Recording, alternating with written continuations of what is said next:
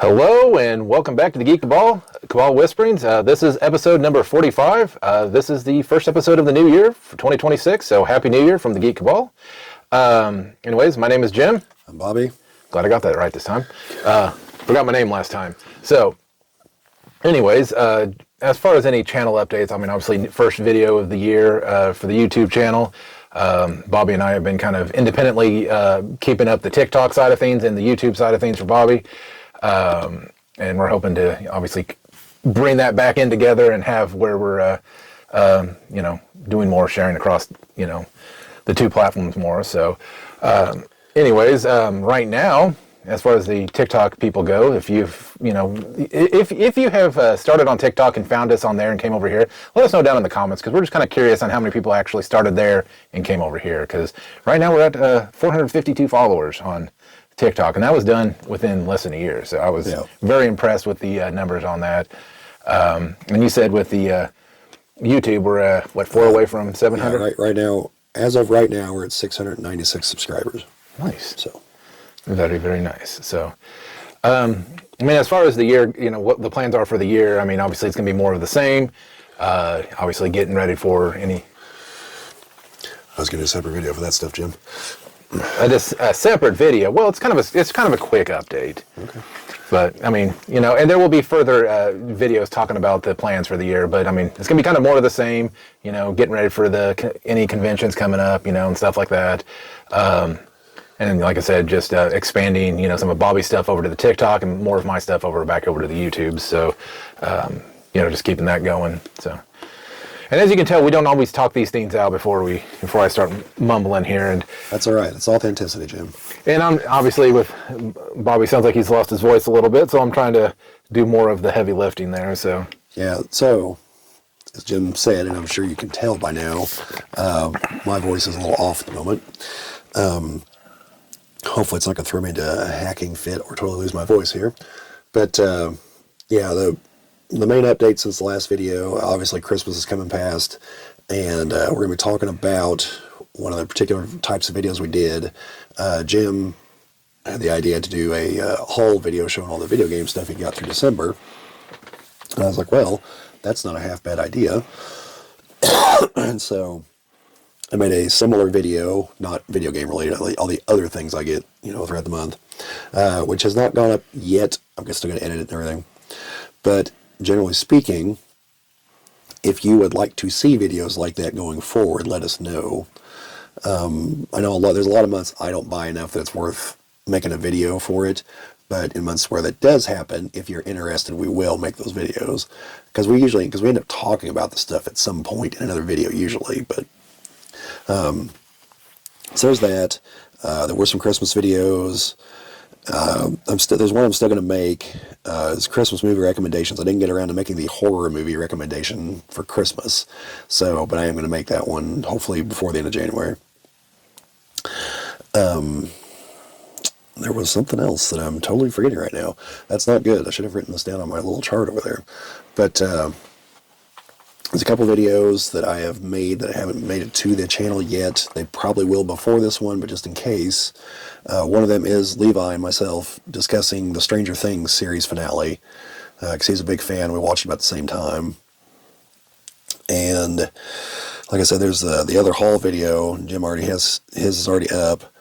And I am keenly aware that there's been a lack of BattleTech material here recently, and I am working on correcting that. So, but other than that, those are the main updates. Oh, I'm going to say this here, and I'm going to say this in the channel update video whenever we get around to it. I had been posting affiliate links in, whenever I'd talk about movies I see on Amazon Prime. I'd watch it and then talk about it, and I have more or less stopped doing that. I also haven't been watching as many movies to talk about, but so I don't want those videos to come across as here's the cash grab, because that's not the point. The point is I love watching movies, talking about movies, and I just thought, well, hey, I'm already doing this. So instead, I have focused those efforts onto the posts that I make on YouTube. And that's usually whenever I find a sale for something relevant to what we talk about, which is typically BattleTech stuff G.I. Joe Classified stuff and Lego stuff. And if I find a sale, I post about it. Now, if it's on Amazon, there will be an affiliate link because, well, we do affiliate stuff through Amazon. But if it's elsewhere, there probably won't be because I don't do affiliate stuff elsewhere. But I do like to post the other sales because I'm trying to let people know there are sales. You know, if you go through the affiliate links, great. If not, okay. We have actually sold some stuff through those, by the way. Not much, but a few things. So that is not me like, oh, this is the Strike It Rich plan. No. That's the, well, we'll make tens of dollars that way at some point, maybe.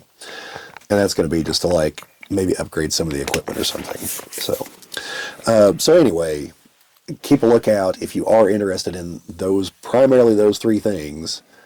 Make sure you got like notifications turned on or whatever, because they're literally just posts. And if it's to something I've talked about before, I link back to that video in the post. But otherwise, like some things like, you know, like I come across G.I. Joe Classified sales. Like if I don't own the figure, I've probably never talked about it. There's definitely not an unboxing. So it's literally just, hey, here's the sale. And then the other catch is, I don't think I'm allowed to actually post the price, which is terrible because I've got to be like, oh, it's a really good sale. This is a dramatic, you know, I can't say this is $53 and it's normally $80. You know, at least if I'm reading the terms of service correctly, and I've double-checked through Google searches, that's what they all say, but I also see people post prices with affiliate links, so I don't know where the truth is, and I'm not going to torpedo the whole endeavor by screwing that up, so. Yeah, because the price has changed so much, and that's one thing I noticed, like, because they do the same thing kind of like a TikTok, because they have what they call the TikTok shop, and it's the same issue there where people be like, oh, it's on sale for $19.99, you click on the link and it's $29.99, and you're like, yeah. But at one point it was, so, you know. Yeah. So that's just a note on that. And like I said, I'm going to talk about this more in the channel update video. But, yeah, I think that's the majority of the updates at the moment. So, because not a lot happened because it's been the holidays. So. Yeah, I mean, the fact that we were able to get together so quickly after the holidays was kind of a surprise. Just a lot of de-stressing, I don't know, whatever, just because the holidays get so stressful. It's so much running around, so many family things to go to, and have to actually make the decision if you're going to go to everybody's Christmas and, you know, that kind of thing. So I don't. I just stay at home. Yeah, well, I wish I could, but it doesn't quite work that way. So anyways, so you're good with the update? Yeah, I mean, that's, I like in my head, I know there was something else, but I can't think of what it is, so. So we can kind of go into just, so like Bobbie said, I did a video on all my hauls. There will be a video coming out very shortly on the chromatic here. I did actually did two different reviews, one for TikTok specifically, and then one for the YouTube, which is a little bit longer unboxing for that. And then I think I sent you the one over to put up for a short for the Mega Man one as well. So okay, I'll have to check the messages. And if it's not there, just let me know and I'll get that sent out to you. But yeah, so I learned some stuff because Mega Man: The Wily Wars, at least in the U.S., was only released on the Sega Channel. So you had to have the Sega Channel modem adapter for your Sega Genesis to stream this game and then be able to play it. So then somebody, I guess, got the ROM for it and put it on a cartridge, boxed it, and put a manual in it. So this was a game that was actually never physically released in the U.S. So. Yeah, I caught that in your video. So, like, is it just it's not just a remake of one of the other games? It's a remake of the first thrip games and then an additional story that's built into it. So it's like Mega Man 1 through 3 and then the Wily Wars spinoff thing. So, yeah, so it says here 3 games in 1. And I don't know. Yeah, I thought there was a third part to it. But anyways, it's like joins all 3 games together and just enhances the graphics and different things. So, Jim, did you get my message the other day that they've announced a new Mega Man game? I did not. Yeah. It's supposed to come out in 2027 sometime. Well, it depends on what console it's for and how excited I'll get for it. But it seems like it always, like Capcom forgets that they made Mega Man. Yeah. And then they just, there's enough interest in it, so, let's go back to it. That's like right now. They've got the collections for the Mega Man games for 1 through 8. I think you have to buy the others separately, or maybe it's 1 through 9. And then the 2 for the X games, but like they don't sell a collection for the Mega Man Legends games. And people are like, could you like throw us a bone here and give us the 2 Legends games? Because you never even made the third one. You know, Well, and throw in Mega Man X command missions, so we just have all the RPGs in one place.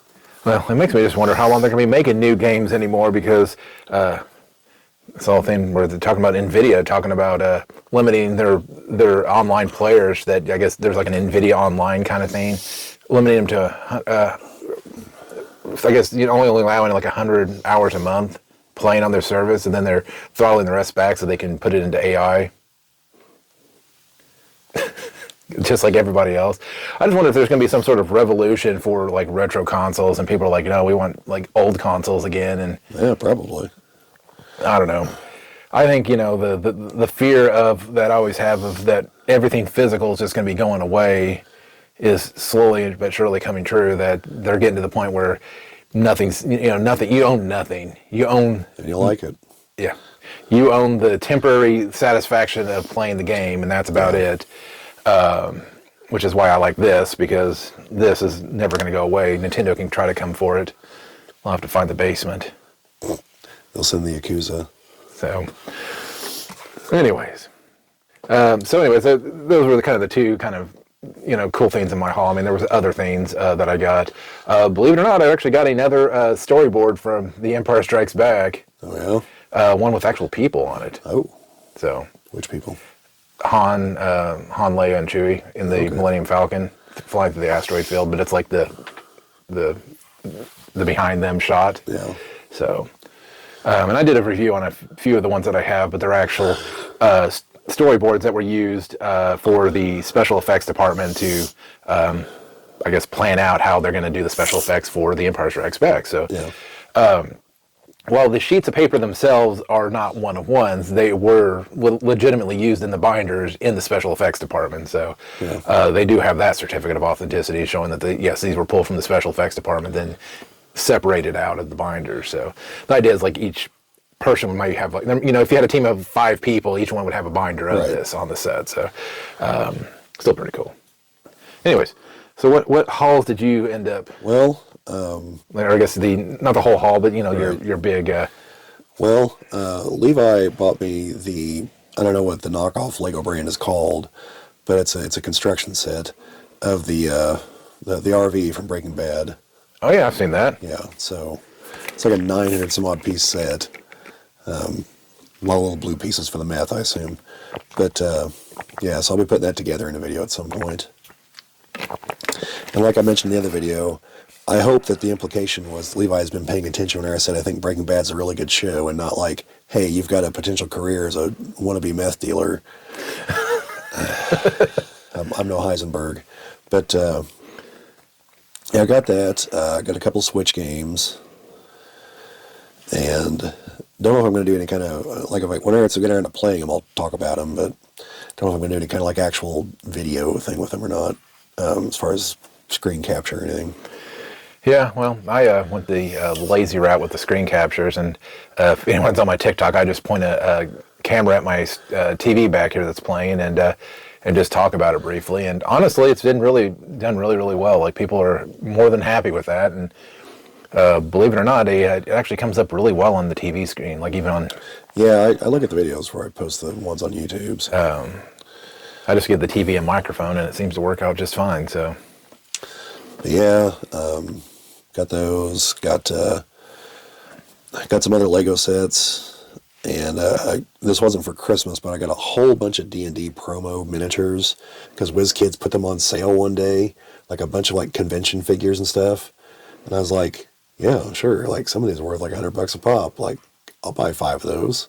I didn't buy 5 of any of them before anyone decides to claim that I'm a scalper, because yes, I did buy them to resell them, but that's the way life within goes. reason. The number I bought was within reason. Like, I'm charging market price, but like one of them was the 3 kobolds in a trench coat. It's just worth stupid amounts of money. But I also got the Takesis promo, and Takesis is from Dragonlance. She's the version of Tiamat in the Dragonlance universe, but she assumes human form very frequently, and it's her human avatar. So. And I missed getting that when it was actually available, so I got a few of those. And then several that are to keep, like various types of dragon wormlings and some lizard folk and kobold skeletons. Yeah. So one is a Demogorgon, the small version, not the larger version. And if you only know that name from Stranger Things, the D&D version looks radically different than the Stranger Things version. Stranger Things, it's a random creature. D&D, it's a demon prince from the abyss. One of the two most powerful ones. It's got two heads on serpentine necks, and they're baboon heads. And they're both independently intelligent and plot against each other. So. Makes sense. I mean. Yeah. But yeah, those are the highlights. I got a couple shirts. One from my favorite Christmas movie, Die Hard. It's yippee-ki-yay, and has like a bunch of like Christmassy stuff around it. Didn't have the whole expression, probably a good thing. well, I mean, the one Christmas I wore over here to my parents' Christmas was it had Santa on it. It says, "You ain't getting shit." Wow. My mom was less than impressed. My dad didn't really care. So, like my straight up Christmas shirt that I bought to wear in videos, that I ended up the only video I ended up wearing it in is the one you don't see me in whenever I'm opening up all the boxes for the Lego set for the Advent calendar. It's what the hell does it say? It's got Santa, but he's got a drink. So it's like the Dos Equis commercials, where it's like "Stay thirsty, my friends." This was like, I think, "Stay joyous" or something, my friends. So nice. Yeah, then I also have another one from Die Hard that I bought. That's like the Brady Bunch, but it's the Nakatomi Bunch. Yeah, that one's pretty spectacular. But yeah, I got other stuff, and I did like everything I bought and got for Christmas throughout December. So there's a bunch of other things in the video, like G.I. Joe classified figures and stuff, to prove that yes, I do actually own them. I don't just make videos about them. I do actually own some of them. So yeah, you're just going to the store, and you're like, "And this is the new G.I. Joe classified figure. Let's unbox it," and then just leave it on the shelf afterwards. Man, don't give anyone any ideas, Jim. Like that's terrible. Well, I've already heard some people's ideas going around, and how anyone thinks anything's such a good idea. And then they talk about these bad ideas on the interwebs. Although I do still like the one. I said, "I'm Jim the Necromancer," whenever it's like, "Time for an unboxing," and you see it starting to dig the grave. Yeah. Like, that's clever. But oh, I should have mentioned this in the update. I did make 2 like garbage tier level effort meme videos, by the way. Yeah, Did you see them? Yes, I was disappointed that you didn't have yourself in them. Yeah, we tried to do the John Hamm dancing meme. I don't know. I was actually You put effort into yours. Yours was good.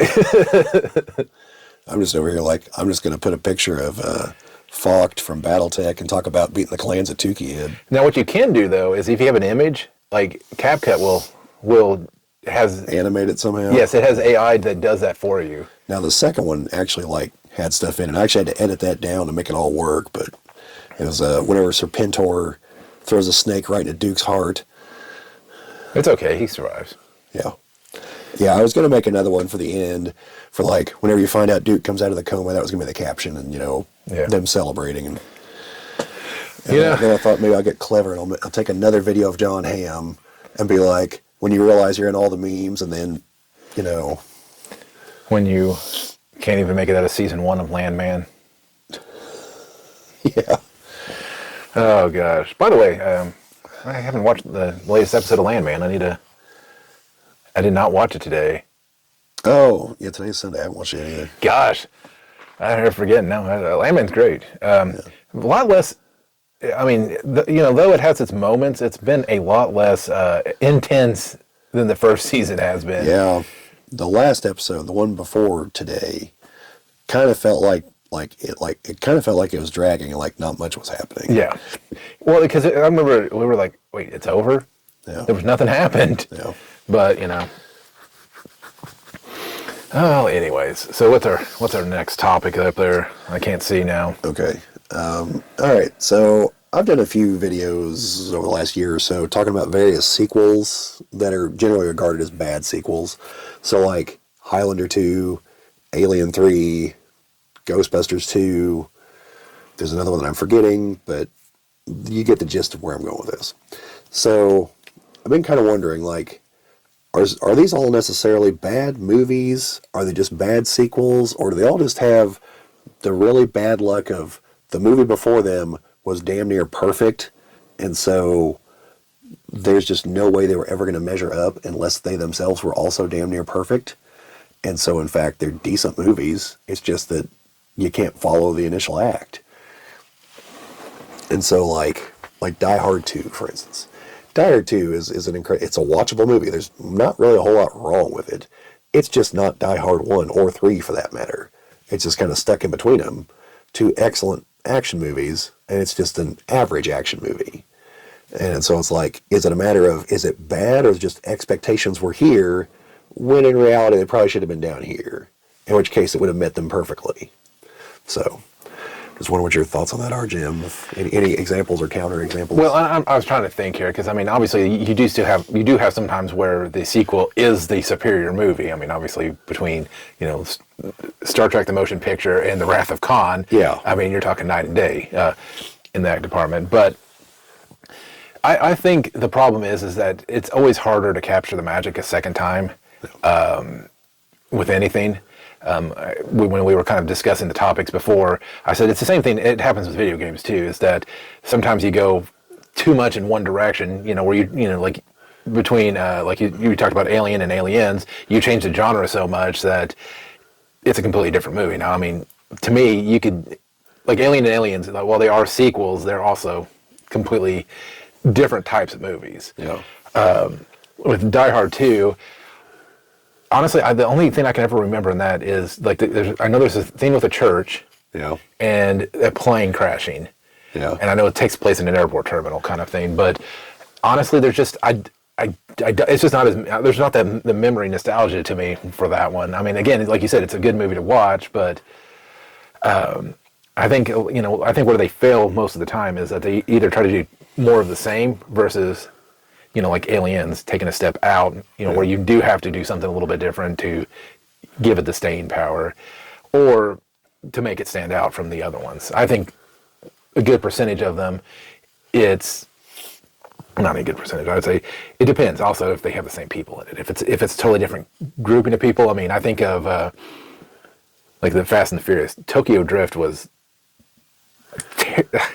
I don't know what the hell they were thinking with Tokyo Drift. Like, you had, the first two, which was like a continuation of the story. Hell, they even made like a bridge episode between the two, like a story to go between, where talking about how Paul Walker's character got from Brian got from the first movie to the second one. There's actually he actually had a different car during that time too. He had a Mitsubishi 3000 GT, which is a car I actually owned at one point.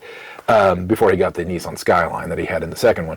And then the third one's just like, what the hell is this? It's like, and then they try to, like, I guess later down the line, swing all those characters into the main line, and it's just, I don't know. Yeah, well, Tokyo Drift created the weird problem of there's one character everyone actually liked from the movie, Han, Yeah. but he dies in the movie, so they've got to, like, backdate him into the other movies, but at some point, that has to happen. Yeah. I think it's 5 or 6, where, like, at the end of the movie, he's with somebody, like, so we're going to Tokyo, and he's just like, someday, and I'm like, that's like a joke to the audience. Yeah. Like, that's like them telling, like, look, we all know he's going to die at some point, and it could be today, though, folks.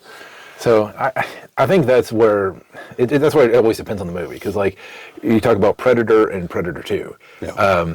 You have a complete change of cast. That was the other movie. Thank you, Jim. I couldn't remember that. You have the change of cast, which I think is needed, because I think if you just put more Arnold into it, you would just be.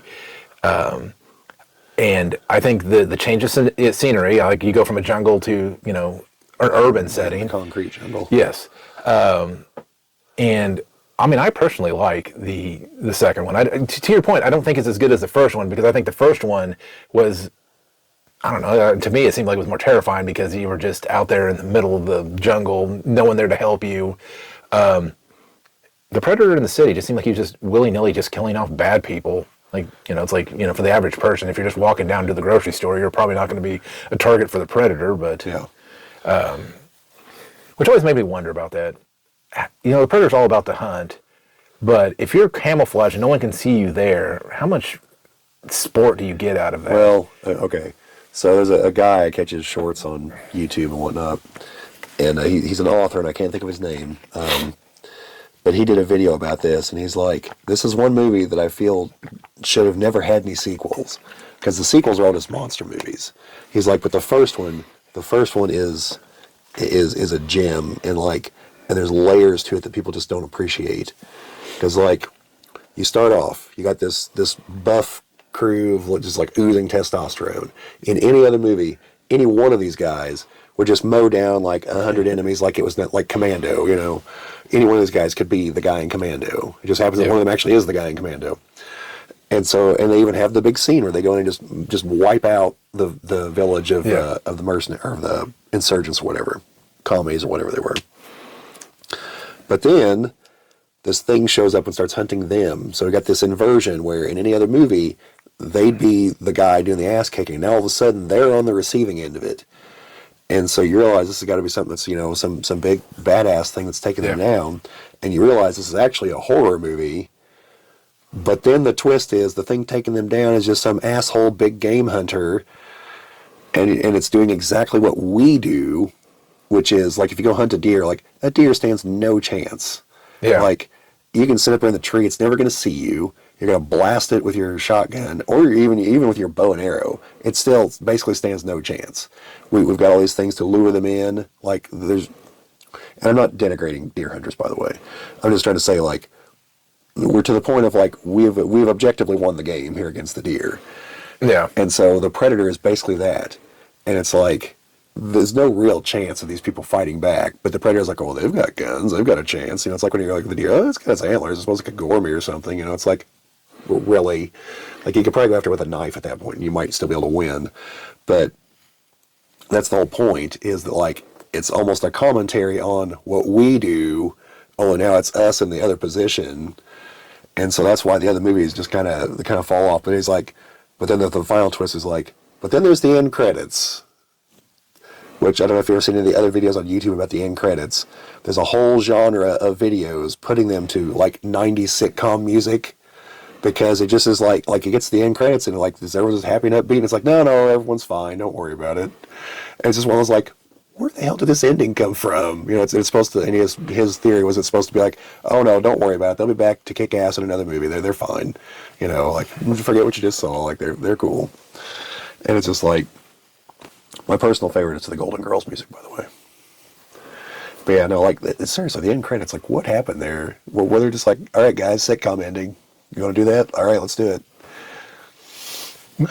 But I think one of the reasons why Predator 2 just doesn't, I'm not saying it even doesn't hold up, I think it just doesn't get the recognition, is because it's more mundane. It's just in the town. It's, Glover is not he's not the action star that Arnold is. He's just a guy, a cop. Yeah, I think it's a little bit more specific.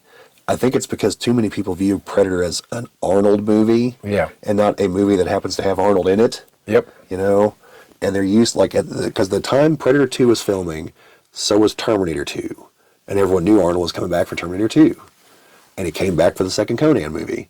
So they're like, well, it's a sequel to an Arnold movie that he survived. Like, why isn't he back? Like, we didn't have that excuse for the Terminator. His character died in the Terminator, and he's coming back anyway. Yeah. Obviously, it's a mass-produced robot, so, you know. As we found out in Terminator 3, yes, John, they do in fact come off an assembly line. They're machines. But, yeah. So, yeah. I had an example I was going to go with. But, yeah, so Alien 3 comes off of, you know, you got Alien 1, then you got Aliens, where they shifted genres, and so Alien and Aliens are damn near perfect, but they're different genres. Alien 3 tried to come back to horror, and just like, it just didn't work. Like it's not a terrible movie. It's a decent movie.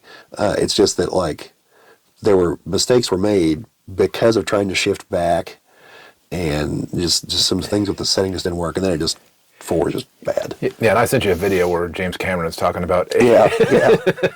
And he's like, I do all the setup for, you know, Newton Hicks, and what do? They kill him off. Well, what's funny is he had a big hand in Terminator Dark Fate. Do you know what happens in the first 5 minutes of Terminator Dark Fate? It's like shortly after Terminator 2. Yeah. The Terminator kills John Connor. Oh, yeah. That's when I was like, well, now wait a minute here, James Cameron. Like, you're sitting there criticizing him, like, the whole whole fucking point of these movies is the Terminator's been trying to kill John Connor. And you're like, you know what? Let's have him kill John Connor. Like, there were interesting elements of the story of Dark Fate, but like, I kind of think that was a mistake. But yeah, well, I think the biggest problem with that one is that I don't think the Terminator's programming would be like, okay, well, you're done. Now I'm just going to go and do nothing. Like, there would always be secondary. Well, you would think so, but like that was part of the point was like, well, what does a machine that has a program do? Like, once the program's fulfilled, what the hell does it do? You know, is it just free at that point? Well, and I saw a thing that was talking about the reason that they had to, in Terminator 2, turn on the Terminator's learning chip is because Skynet always had that disabled because Right. then it would become Right, because despite what I've argued elsewhere, Skynet isn't completely stupid. It knows that if it gives the Terminators self-awareness, that a percentage of them will be like, hey, wait a minute, are we the bad guys here? Or just be like, no, screw you, Skynet, I'm in charge now. You know, either way. Yeah. So. But anyways, as far as it goes for sequels, I'm trying to, you know, like I said, there's a couple of examples where I think where the sequels may do things better, but yeah, I think it's trying to, you know, not just repeat what you had before, not trying to go off the rails with something completely different that's just might as well not even be called this, you know, a sequel. I don't know. It's just I think the only times that you I think when something like, you know, like Star Trek or Star Wars, where it lends itself to a sequel, you know, it's a story, you don't usually have that problem. I mean, you'll have ones that are better than the other ones. Yeah, where it's already episodic. Yeah. You know, you're less likely to have that kind of an issue, or especially when you have something like source material like Lord of the Rings, where you can say, okay, well, we're telling a story. This is a sequel. But well, I know one example a lot of people point to is Terminator 2 being, they say it's superior to the first one. And now, to me, first of all, Terminator 2 is a great movie. I don't want to knock it before I continue here. I do actually prefer the first one. But my biggest problem with Terminator 2 is it almost is just literally the first movie with better special effects. You know, like, there's not a whole lot of originality in that movie as far as the overall plot. Now, obviously, a lot of scenes are original, and the T-1000 is a really cool original concept. And, you know, again, I don't want to shit on the movie, but it is literally just the first movie over again. It's just now, instead of targeting Sarah, they're targeting John because he's been born already. You know, and it's, you know, I think they literally say in the beginning, like, just like before, the Resistance sent a lone warrior back to fight the machines. Yeah. Just so happens now it's a machine, so. yeah, the only thing I always question about T2 is the fact that only organic stuff can go back through the time. Well, how does the T-1000 get anything organic? Like, I get it can look like an organic. I'm assuming that one of two things happened there. Either someone forgot that little detail, or the T-1000 originally showed up like in a blob of flesh and just like tore its way out. That's why we don't see it whenever it materializes like we do Arnold. So a blob of flesh, I like that. And like the TX, we have to do the same thing because it's also completely inorganic. I think they stopped caring by that point, but yeah. But no, that was always just a way to limit. That was always just a way to explain why they didn't bring the plasma rifle and the 40-watt range with them. You know, I've seen some people try to explain that scene because they're like, it's a machine from the future sent back to the 80s. It knows those things don't exist here. And they say that it's, their prevailing theory is that it's actually, he knows that doesn't exist. He's trying to make sure something similar doesn't exist because that's a weapon that could destroy him. And so he's trying to make sure that, like, he's as indestructible as he thinks he is in this era. So. Yeah, as long as he doesn't get into any heavy equipment. Yeah, well. Yeah, so, like I said, Terminator 2, that's an example. But, like, Die Hard 2, to what you said earlier, I think the biggest fault in Die Hard 2 is that it has what I've referred to several other times in the videos as sequelitis. It was, hey, the first movie made a lot of money, rush that sequel into production. And so they literally just took as many elements as they could from the first movie. It's like, all right, it takes place on Christmas, check. McClane's got to save his wife again, check. Terrorists, check. Except this time they actually kind of were terrorists, you know, like. And so it's got inferior dialogue as a result. the situation's contrived, and William Sadler was good as the villain. I loved him as the villain. I mean, he's no Hans Gruber, but he's a different villain. He's the villain that's going to whoop John McClane's ass in hand-to-hand combat, which he does once they fight it out on the wing of the jet. Like, McClane stands no chance in that fight, and it's very obvious. But yeah, and you know, there were some differences obviously, but you know, he's having to deal with cops that aren't cooperating. You know, it's like literally just a checklist from the first movie, and then the third one they're like, all right, that's all great, but like, let's go for something more original here, shall we? Even though realistically the plot, like the villain plot, is very similar to we're going to steal a bunch of money, then make everyone think it's been destroyed, where we're sailing off with it because it's Hans Gruber's brother. So, but they're like, and I suppose you can even be like, black sidekick, check. Except it's Samuel L. Jackson, and you know, he's better than Dad from Family Matters. Sorry, Carl. Have you seen the internet theory that his character in Ghostbusters, Die Hard, and Family Matters is all the same guy? But yeah, it's like I talked about Ghostbusters 2 in one video, because I rewatched it. I don't think Ghostbusters 2 is a terrible movie. No. Like, I think that's overblown. And also, I've seen Ghostbusters 2016, so I know what a terrible Ghostbusters movie looks like, and it's not that. But I just think it's the critical flaw in that movie, because it does not suffer from sequelitis. It was 5 years between the movies. They had time. And for some reason, I always think that movie came out in the 90s, but it came out in 89. But no, I think its biggest problem is the plot setup of how the Ghostbusters have basically been shut out of business. Like, I don't think enough time has passed for that to actually happen. Too many people witnessed what happened in the first movie. Yeah. And as we know from a later movie, obviously they didn't have this planned in part 2, but as we know from part 3, there's video of it and it's on YouTube. Like, you know, there's certain things happen, like, okay, maybe you could convince people that the battle on top of Dana Barrett's building didn't happen the way the Ghostbusters claimed, because no one else was up there. Yeah. But what about there was a 40-foot tall marshmallow man who left a trail of destruction. Like, you can't fake that. You can't fake the sky suddenly becoming black in the middle of the day. Like, there'd be people in, like, other states, like, what the hell is going on? And there's just those things that just doesn't make any sense. The other things, like Venkman and Dana kind of falling out, that I expect. You know, that's the kind of things that could happen.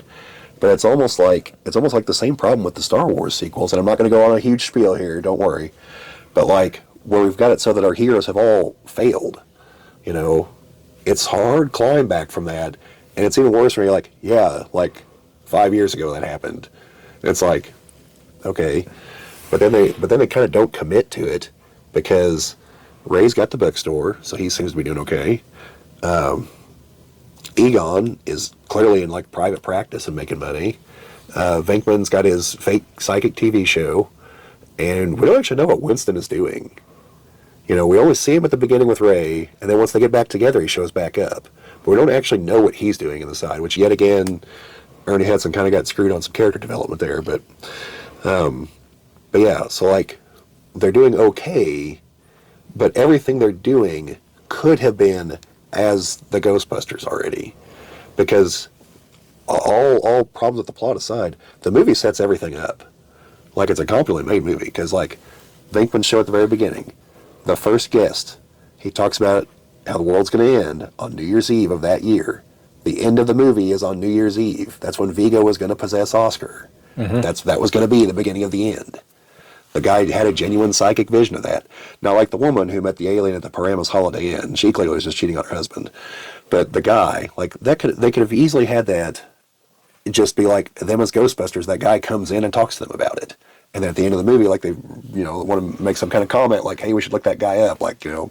Well, and it could have been also that they had done so much, you know, Ghostbusting that business was drying up. Yeah, I mean, you could do that. You could try to explain it as the reason things, because we know from the first movie, the reason things accelerated was because Gozer was coming. So maybe without the big bad, it dies down to some background level. You know, like there's all kinds of things you could do. Yeah. You know, and like Egon, what's the research he's doing about, do emotions affect the physical environment? What's the slime? Like, yeah. But again, as a ghost, he could just be doing that as a Ghostbuster. He didn't have to be in private practice for that. And so, but it's different between like 2 and 3, By 3, yeah, they can be totally out of business. Like, it's been 30 years. Yeah. You know, all kinds of shit can happen there. So, Well, and personally, I think the slime was a less interesting weapon than the proton pack. yeah, I had some issues with the slime, but like, yeah, and like I said, I don't think it's as good as the first one. It's not. But like, most of the jokes hit. You know, the setup is there. It's a competently made movie. Like, nothing really comes out of the blue at you. And so, you know, it's all there. But there's a bunch of little things. Like, why is Janine all of a sudden like a sex-craved maniac? Like, she wasn't in the first one, as near as I could tell. Well, my biggest question is, how did they use an NES Advantage to control the Statue of Liberty? That's an excellent question, Jim. I don't have an answer for that. I assume it's what all the, well, I would say it's what all the cabling was for, but that was for the speakers, for the music. Yeah. The only thing I could think of is that it somehow directed the music and the speakers to make the legs move. Yeah. You know, but I guess they needed another giant thing to go walking through the streets. So Statue of Liberty here. I mean, it's one of those, like, I don't have any problem with the plan. Like, the plan to me works, you know, because it's like, yeah, if you're going to unite you New Yorkers, like, that's probably the way to do it. But like, just the should the plan have actually worked, you know, as far as the getting it to walk, you know, that seemed like a little bit of, like, we knew it could animate objects because, again, we'd established earlier in the movie with the toaster, so the fact it could animate the statue wasn't a surprise. But can we actually control it that way? And what does the B button do? Did they do the turbo, the slow motion button? Yeah. I got my NES Advantage up there on the shelf. Yeah. One of the, like, 3 of them that I have. But, all right, well, as far as that goes, I mean, like I said, it always depends. And, you know, if there's a movie movie and its sequel that you want us to talk about, you know, definitely let us know in the comments down below, because I think it's one of those, we need to delve into some of those. And, like, before we even get started with this and, talking about the thing, I said the same thing happens with video games. One of the biggest instances of that was the difference between The Legend of Zelda and The Adventures of Link, being 2 completely different genres of games. Yes, they both star Link, but one is a top-down, one's side-scrolling, mostly, and had a leveling up system. It was more like an RPG in the sequel, and not a lot of people remember it as fondly as they did the original. They went back to top-down for Link to the Past, right? Yep. So that is the next game in the series, right? Yeah. There's not a third Nintendo one I don't know about. No. Well, and for the most part, up until Ocarina of Time, they did the top-down. Like, for the Link's Awakening for the Game Boy was also top-down, and a lot of the sequels, like the Four Swords and Oracle of Ages, or whichever one I have over there, they all kept a very similar thing. But I mean, that's the same thing with sequel movies. I mean, you just don't know. I mean, between, like, again, Predator and Predator 2, they're trying something different, something whatever. Sometimes it works, sometimes it doesn't, and sometimes it's not as remembered as fondly as the predecessor was. Or you get something like the Phantom Menace to Attack of the Clones, and most people are like, you like the Phantom Menace, and they're like, sequel's better. I don't believe that. I don't like Attack of the Clones, so. No, it's the weak point of the prequel trilogy. And the weak point of the Lucas catalog entirely, in my opinion. What about Mario to Mario 2? The American Mario 2, to be fair. Yes. See, I think that's a better jump. I think it is a graphical improvement. It is a technological improvement, but it is more of the same. Like, you don't go and say, okay, this feels so totally different. It's like, well, no, now you're adding in, new features. It's where, and I can't think of a game right off the top of my head, it's where you go from, like, 1 to 2, and then you lose what made, like, basic things you did in 1 instead of building upon. Yeah, I can think of a couple games like that, like Red Faction, because the first game, almost everything is destructible. The second game, I don't think anything is. It's a better shooting game, in my opinion. It's got better weapons and stuff. But, like, what made Red Faction awesome was, like, you could blow up everything. And then they kind of half-ass brought it back in some of the later games. Or Dawn of War, Warhammer 40,000 Dawn of War is an RTS real-time strategy game. And then they basically eliminated most of the real-time strategy elements in 2 and 3. And everyone's like, what are you doing? Like, this is one of the best RTS games out there. And you're just like, fuck all that. Like, squad combat or some bullshit. Yeah, no, that's... And again, I don't think there's a problem going from, one type of game to another. But that'd be like... Mega Man is a good example. Mega Man 1, 2, 3, 4, 5, and 6, each one builds by adding, well, one, obviously you have a different set of weapons, but you get... I know a lot of people consider 2 a vast improvement over 1. Yeah, because you get some of the helper things, and I think I can't think what the helper items are called, but you get the helper items in 2, and then in either like 3 or 4 you get the dash, and then you get the charge. It's like you actually progressively build and get towards what you have in the X games. Yes. Versus, like I said, between the 2 Zelda games where it's a completely different game. Now, don't get me wrong, I like Adventures of Link. I think it's a more in-depth game because you're actually building up, your magic and your, health and all that stuff, and you have to level up and different things. But I don't think it needed to be a Zelda game. I think it needed to be something else, or it should be considered a spin-off versus an actual sequel kind of thing. So I know SimCity 5, that's the one that just like completely shit the bed. It was the one you've got to be online all the time, and but just a bunch of other things, and everyone's like, what is this?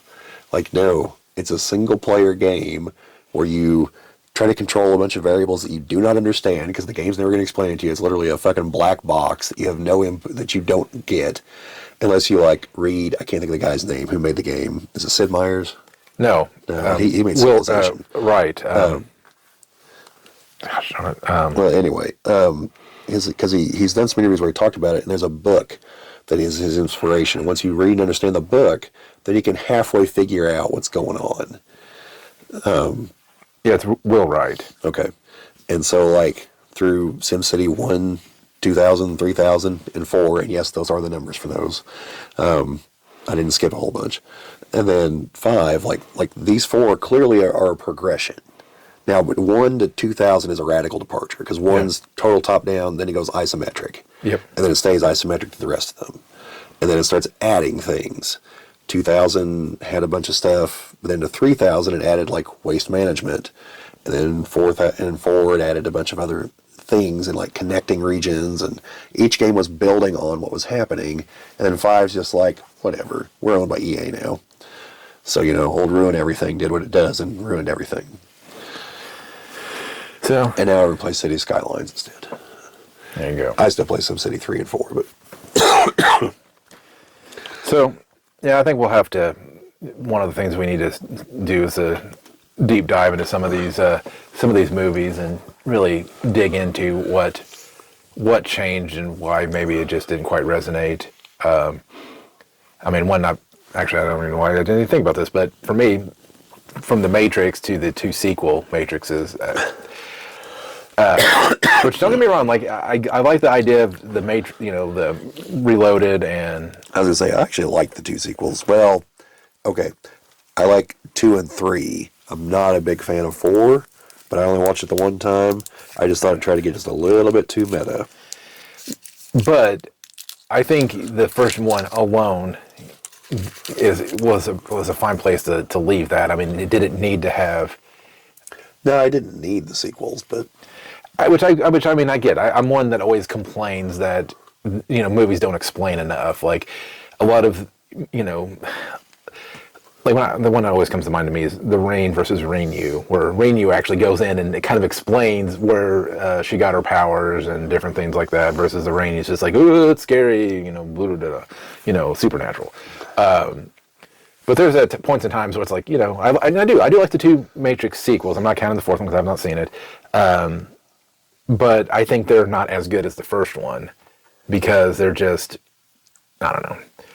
I mean, you get what they're building towards, but then it's, I don't know. I think the whole, like the Battle of, Zion, while it looks cool, is just, I don't know. It's all over the place with it.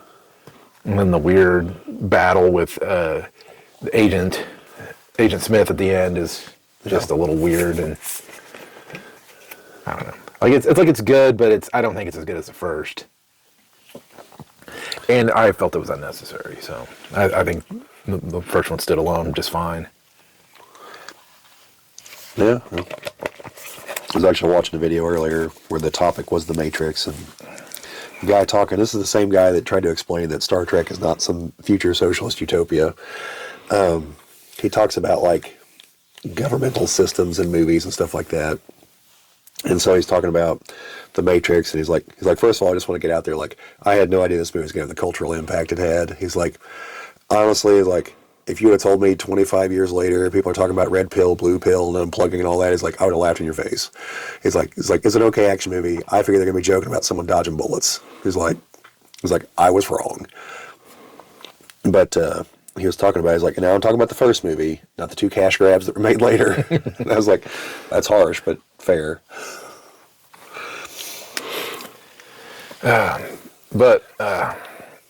Anyways, then we have, like I said, we probably need to get some ideas of some movies that actually talk about, and we're probably not going to talk about the sequel trilogy of sequels. Yeah. That'll be a separate thing. We still have to figure out if there was an actual way that they could have fixed that or righted that ship. I don't think there was. I think it depends on at what point you step in and start making changes. I think the biggest problem is that, like, well, the two biggest problems, and again, I'm going to try to keep this very brief, are that there was no plan, like no comprehensive plan, and that even though The Force Awakens is an okay movie in its own right, almost all the problems come back to that movie. So even if you step in after that, I think the damage is already done. Like, you could make you could make better sequels. Yeah. But I don't think you could, because like one of the biggest sins is in that movie, killing Han Solo. The way he was killed, he could die, but it needed to be different. Just the way it happens is just dumb. So, or in a different context or something, And so from that, just all kinds of other problems just start flowing from everything that happened in that movie. It didn't help that the next movie was made by someone who's like, I'll see your problems, destroy all the answers, and raise you more.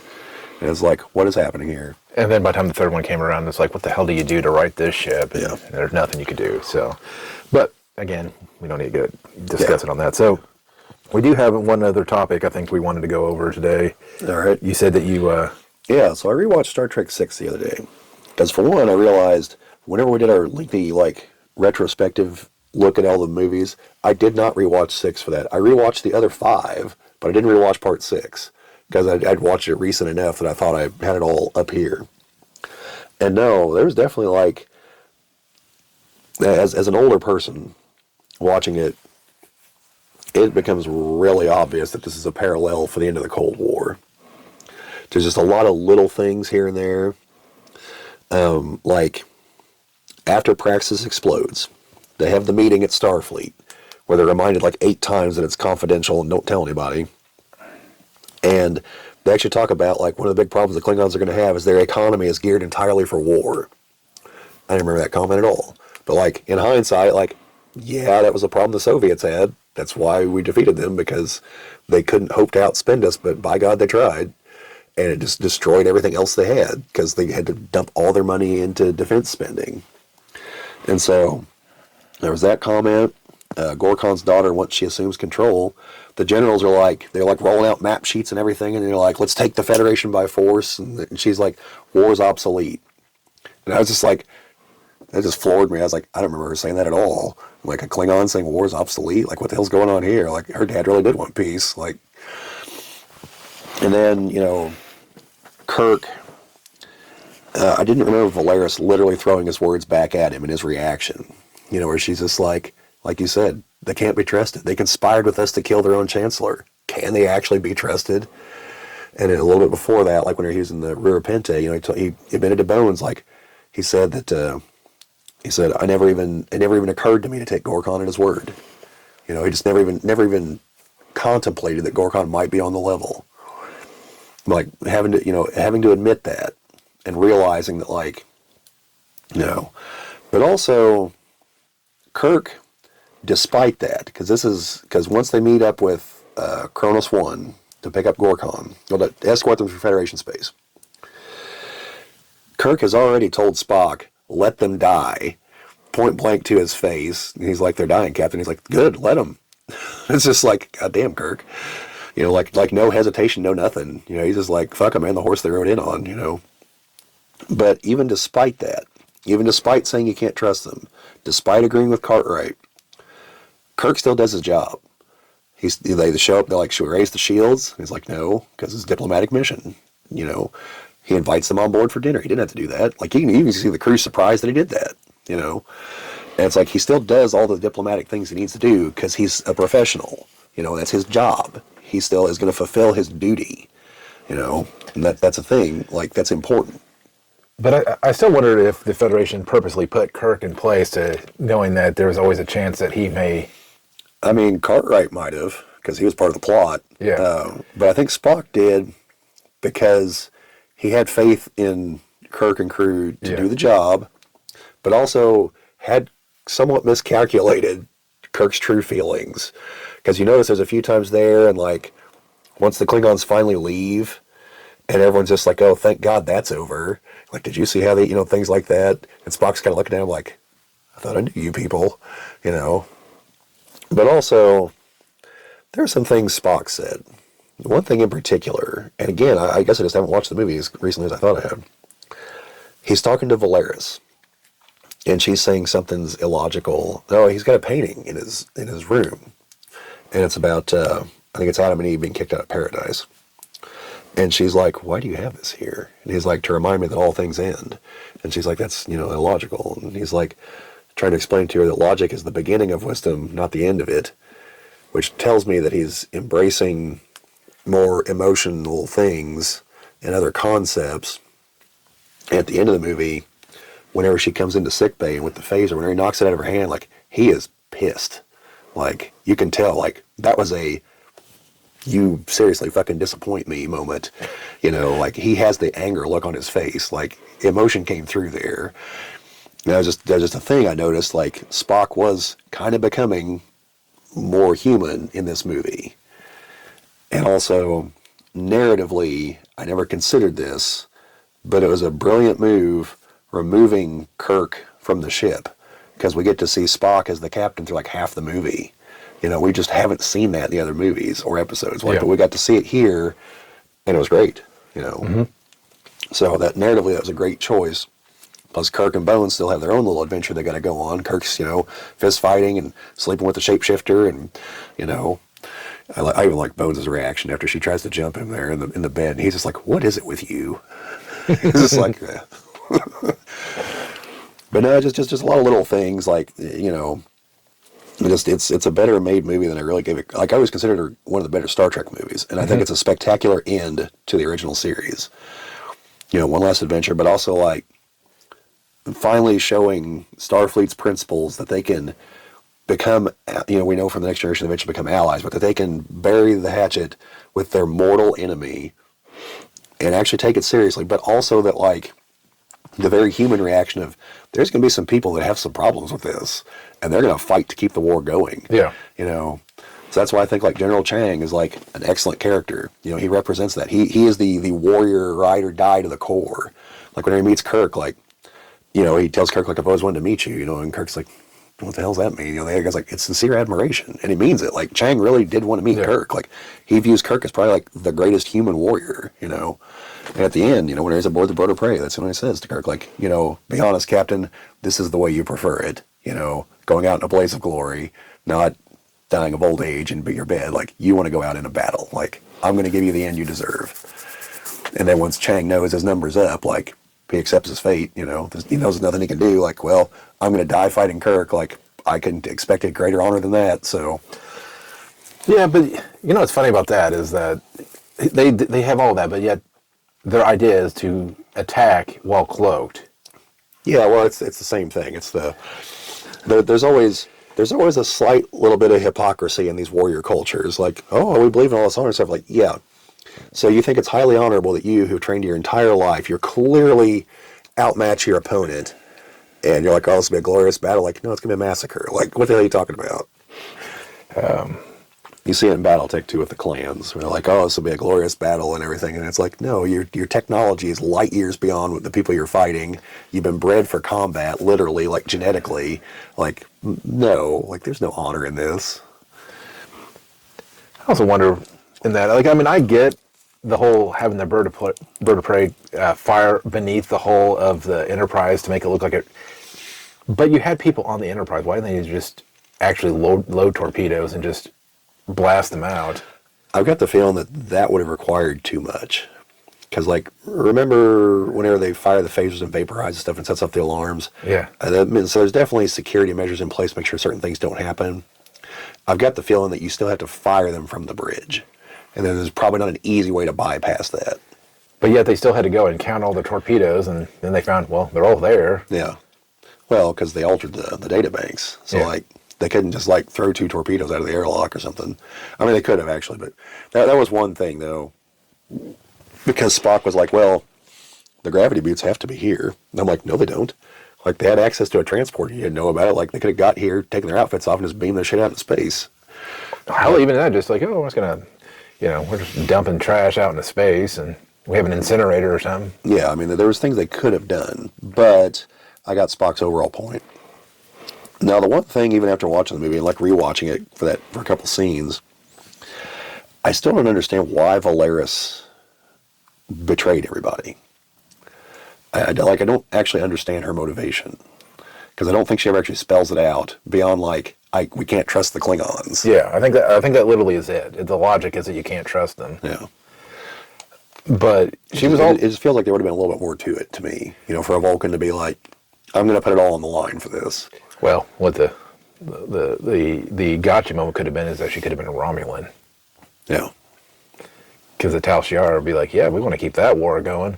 We don't want them to. Well, remember, the Romulans were involved in the plot. Like, the Romulan ambassador was like, I've got the real feeling that, like, if we could have actually, like, delved into the plot, I really suspect the Romulan ambassador had a huge role in all this. Because the Romulans got to be sitting there like, we can't let these two become allies. Like, either one of them are already a threat to us. Together, like, no, we're toast. Like, we cannot let this happen.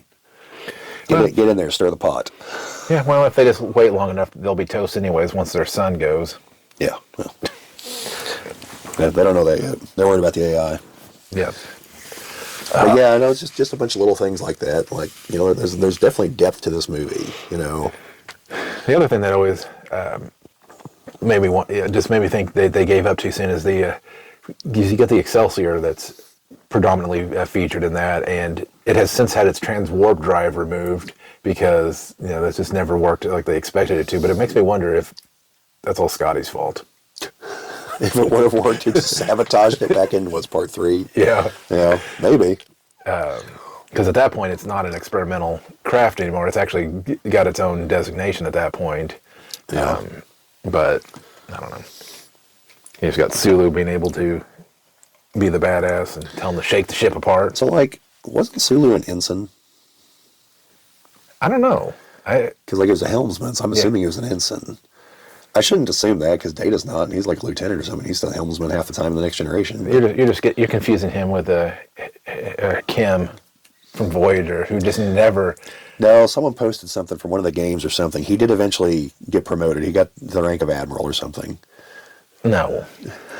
I felt bad for him in Voyager. Like, I think he really got the shaft, like, as a character, and he always was doing things to save the day, and they're like, no, you're not getting any sort of promotion at all. We're gonna promote these Maquis people over you. We're gonna give Neelix an official rank before he promotes you. Neelix is like, all right. Oh gosh. Well, but I'll have to go back and watch 6 again, and not make sure I don't accidentally watch 5. 5's not terrible. It is. But no, like I said, I think 6 is really good, and it's the core of what makes Star Trek work most of the time. Like, the episodes where they explore sci-fi concepts, they're great. But the episodes where they're like, this is what it means to be human, and where they nail it, like, that's the good stuff. That's why the Wrath of Khan works, because it's all about human failings and everything. It's the past come back to haunt you. It's someone driven completely by wrath, literally. And, the same thing here. It's people that have fought their entire lives and cannot stomach the thought of peace. And, like, there are people like that.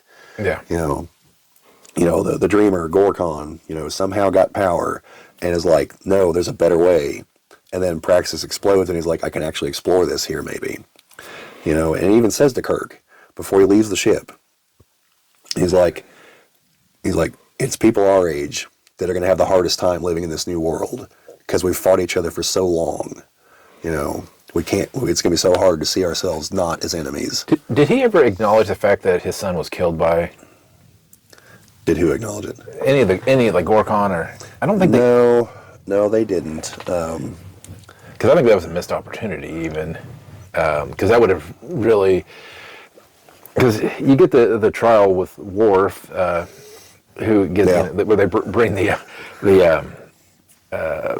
evidence where he, and I'm like, well, first of all, I don't even know how they got that, because it's supposedly like a private log that he was. Yeah, that's how I knew Valeris was a traitor, because she was like somewhere in the middle of his talking, she is at his door, and he figured out real quick like she had to have been there before he noticed her. You know, that was the only way.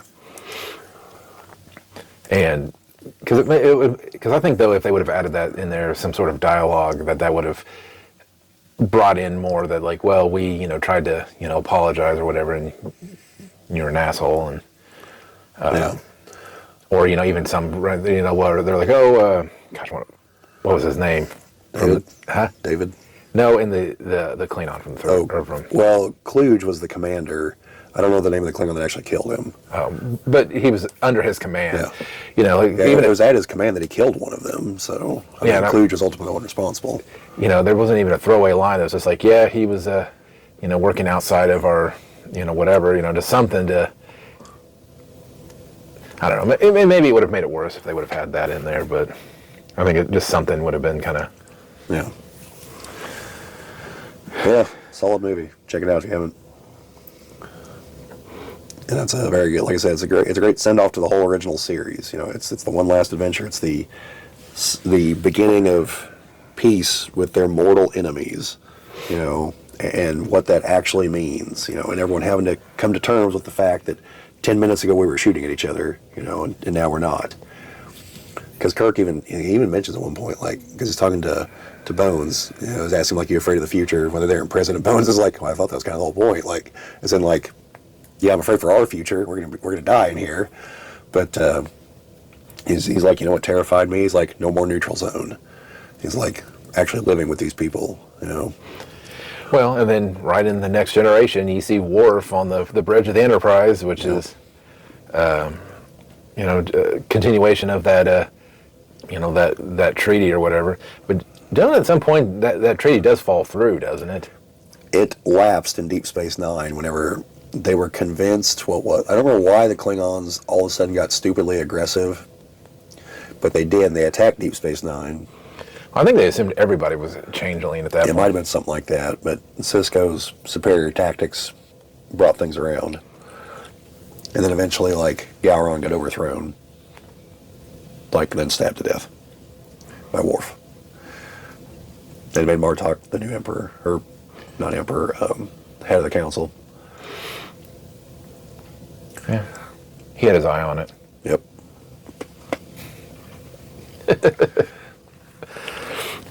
Yeah, just some observations from watching it there recently.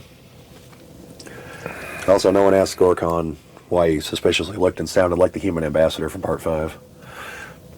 It's David Warner, he played both of them. And then he goes on to play a Cardassian later on, the one that tortures Picard. He tells him there's 5 lights. Yes. Yeah.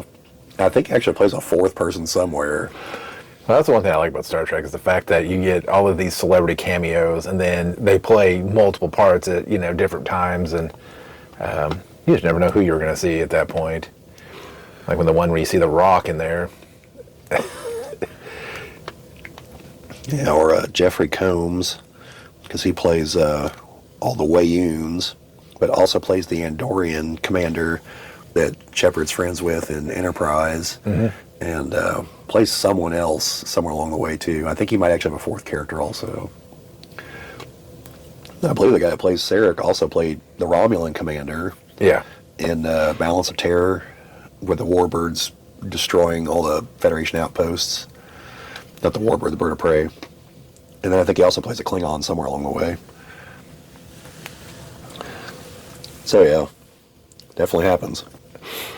All right. The guy that plays Gul Dukat plays another Cardassian in the Next Generation, like in 1 or 2 episodes. Oh yeah, I've seen that. Yeah, much better as Gul Dukat though. Yes. O'Brien plays several different ranks. You're seeing the videos explaining that, where like he's just different ranks at various points on the Enterprise. They finally kind of settled on chief. Yeah. And I don't even know what the hell rank that's supposed to be, but like he's like just there's like 3 or 4 different appearances where he's a different rank. And it's like they just couldn't decide what rank to make him. But yeah, that's all I've got about Star Trek 6. All right. No other topics? No, I can think of, Jay. We might actually try to wrap it. I don't know how long have we going? I can't see the timer. Yeah, well, it says an hour 30, but we waited 10 minutes more before we started. It's about an hour 20 minutes. Yeah, I mean, I can't think of anything else, so well, call it there if you want to, or if you got any other little tidbit you want to throw in. Go for it. I'm good with that. It sounds like your voices probably would be thrilled about not having to talk. Probably. But well, it's definitely good to talk about Star Trek and not so much Star Wars. Actually, our last podcast, I think it got a little emotional there at the end. I haven't tried to explain to my fiance why we get emotional about that, and it's like, well, the only way I was able to explain it to her is she's a big Little Mermaid fan. I was like, just imagine, you looked at the remake, the live-action remake, and how that made you feel, how it's such a departure. And her biggest thing was, yeah, they made Scuttle a girl. That was her biggest draw to it, because Scuttle was the seagull. Okay. Yes, it was a girl in the live-action remake.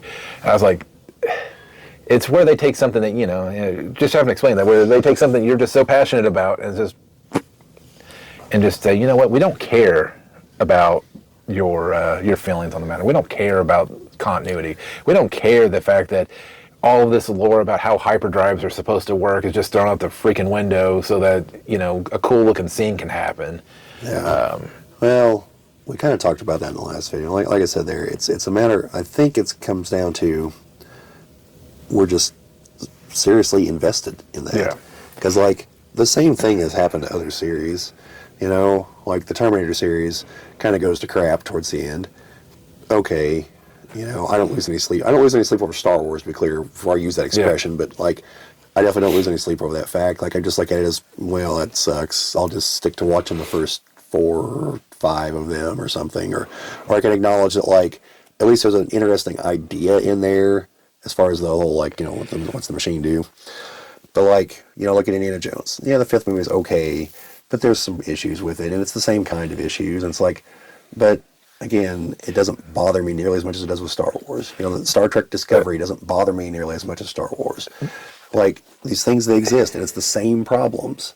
But it's just like, shit happens. Well, and I think part of it, so like one example is the Rings of Power versus the Lord of the Rings. Like, what I've watched of the Rings of Power, it kind of shits on the whole novel, all the novels for Lord of the Rings, whatever. I guess it's just one book split into 3 parts, but it kind of shits on all of that. And a lot of people but the thing is that you can just exclude the Rings of Power because it's not part of the continuity. It's not part of anything.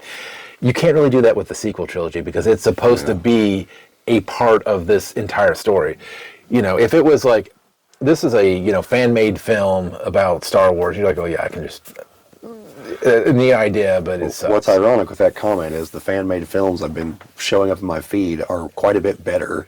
Like the one, they did one with the creation of General Grievous, where it's I haven't seen that one. That one's good, but it's all done in AI. It's got, Count Dooku and the Emperor and all that. And most of the ones I've seen have, like, post Return of the Jedi, and, like, Anakin's spirit, like, trying to reconcile with Luke and Leia. Leia's basically just like, fuck off, dude. Like, you blew up my whole planet. But Luke's like, yeah, I'm willing to hear you out. And trying to tell Leia, like, I know you'll probably never forgive him, but, like, he is our father. Like, you might want to at least talk to him. Because there will come a point when he is just going to be gone completely. But, yeah, I think that's just... I think, well, that'd be like going back to Lord of the Rings. They'll say that they make another trilogy after Lord of the Rings that they try to throw in there. They're actually making another movie. About? Takes place between The Hobbit and The Fellowship, them trying to find Gollum, because they suspect already about the ring, but they need to find Gollum to confirm some things. Oh, see, that, and I guess that kind of makes sense. But let's say that we're talking, Lord of the Rings afterwards, that they're going to go to the west, or was it the east? Whichever, where the Blue Wizards went. and they're gonna go try to find them, and then like, but they just like shat out some entire story about all of this, and it's just nothing, that fits within Tolkien's writings. Like they're like, oh well, no, there weren't just this how many ever I can't think how many wizards because he had five. No, there's 25 now, and they're got wings and they fart pixie dust, and like that's not how, I don't know. I'm just saying, like, where they just shit on everything. It's like, I mean, if they take the Silmarillion and try to come up with something off that, okay, and get people that are like Tolkien experts in there to come up with something to try to piece this all together so that it works, I'm fine with that. Yeah. But if someone competent were to make it, I'd like to see Baron and Luthien's story. But yeah, I mean, all it would have taken for Star Wars is just like get somebody that has any knowledge. I mean, there were so many people that you could have just brought in to get the people that wrote the EU novels in. Well, they should have just been like, all right, Timothy Zahn, like, we're just going to adapt your trilogy, or like, you've made all these excellent books, like, where would you go with things after 30 years? Like, anything. Yeah, that's what I would have done. Anything, but, and again, I'm not going to get into that. I already did too much. So, at some point, we are going to revisit the sequel trilogy in a way that where we could say, if we had to keep it like it is, what could we have done to each of those movies to fix things and at least not make us cry? I shudder at the fact that I'm going to rewatch them. Okay. Well, the Force Awakens, I'm not so worried about. Last Jedi. Sorry, I threw up in my mouth a little. Jim. I threw up in my mouth a little bit from that Last Jedi. And then The Rise of Skywalker, which was just had good set pieces, like actually seeing the Emperor lightning. Yeah. That's it, but I mean, Yeah. And then one of the stupidest things in all of Star Wars, anything, the stupid galactic fleet. Oh, I was gonna ask you about horses on the side of the ship, and the ship didn't just like tilt 5 degrees to the right. No more horses on the ship. Oh yes, well that's stupid too. But no, the fleet that they had was just ridiculous. I mean, how did they get all those people to go through that fucking weird? Oh, my favorite thing related to that, Jim, is a tweet that the official Star Wars put out. Like, what the hell was the question they asked? They're like, did you wonder how they built the fleet at Exegol or something like that? Yeah. And Elijah Wood of all people responded like, no, how the fuck were we supposed to know anything about it? It's just like, yeah, that's kind of how we're all feeling, Elijah, thanks. Hey, I still like my theory on that they had the clone army, or not the clone army, the droid army. Yeah. They built all of that so that they could then ship them off all to Exegol to build a fleet of Star Destroyers. Which if they actually went that route, I'll at least give them some credit for some, thinking outside the box, but... Yeah. Anyways. Thinking outside the spatial distortion. Yes. Thinking outside the, I don't know. Yeah. We probably better just like... Yes, I'm going to end it there because otherwise we could go into a long discussion on that. So anyways, this will conclude this meeting of the Geek Cabal, this first of the 2026 season. So hopefully we get more of these coming out. And if there's any other topics and things other than probably the Star Wars right now because we get too emotional about it, leave those down in the comments down below. Make sure you do the YouTube stuff, the like, comment, share, subscribe, all that fun stuff. What? Hang on, Jim. Something I should have said the moment you brought up Lord of the Rings. What? For those of you who are interested, here in like 2 weeks, the extended cuts of the trilogy are going to be in theaters. Like boom, boom, boom, like one day after another. So the extended cut of The Fellowship, The Two Towers, and then The Return of the King. So if you've never seen the extended cuts, go watch them.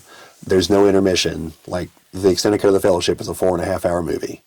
Like just be prepared. The extended cut of Return of the King is like 5 hours long, if I remember right. But like they're better in almost every conceivable way. So yeah, I'm going to try to go watch them. My January is unexpectedly about to get very busy because like this Friday, I'm probably going to the Peach Bowl in Atlanta. 2 days later, going to go visit Brian in Indianapolis.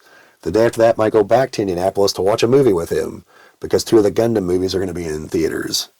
I don't care about the first one, but the second one is the movie that concludes Gundam Wing called Endless Waltz. I would dearly love to see that in a theater. And then, like, a few days later, my nephew from California is going to show up for the weekend, so I can't go watch Lord of the Rings that weekend. I'm going to go for the next weekend. And, well, that's going to happen that weekend. So, maybe. So my January is about to be very full. So that's a good thing we got this out of the way then. Yeah, but also, like, the whole point of this was the Lord of the Rings movies. Go to fathomevents.com and check out in your area. So, yeah. I can say the one scene that I definitely like in the extended cut was I think it was in the second one with the forest that moves in front that surrounds Helm's Helm's Deep. At the very Deep. end there, Helm's Deep. Yeah. Yes, because I was like, why the hell did they cut? I don't have that in the original because. Yeah, because in the original, it looks like the army just leaves. Yes. And they definitely do not leave. no, They try to. they got leaved, but That's a tree joke. it is. But, All right. yeah, no, a lot of great scenes in that. But Anyways, so yes, the normal YouTube stuff. And if you have, if you have the TikTok and you're not following us on there, definitely go over to TikTok. And I believe you have the link to our TikTok and yeah, it's all down in the the stuff. description. So yeah, Yeah, do that. go to Twitter too, but like I post something there like once every 3 months because we have like 30 followers, and I was posting things frequently there, and that's all the more we really hit. So I think that might just be a bad avenue at the moment. So Well, I mean, but we have a way of posting to it now. Anytime we post videos, we just have to get back in the habit of doing those things. So we got holidays put a lot of bad habits out there. So we're trying to get back into the swing of things. So, anyways, yeah. So this will end this meeting, and we'll see you on the next one. see you folks later.